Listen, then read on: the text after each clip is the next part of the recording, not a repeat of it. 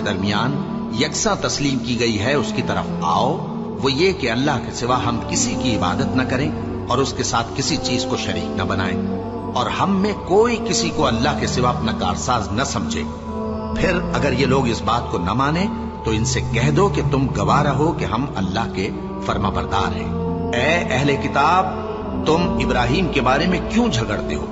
हालांकि तौरात और इंजील उनके बाद उतरी हैं और वो पहले हो चुके, तो क्या तुम अक्ल नहीं रखते?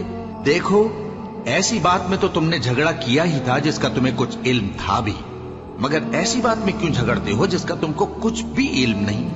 और अल्लाह जानता है और तुम नहीं जानते। इब्राहिम न तो यहूदी थे और न ईसाई, बल्कि सबसे बेताल्लुक होकर एक अल्लाह के हो रहे थे और उसी के फर्माबरदार थे और मुशरिकों में न थे।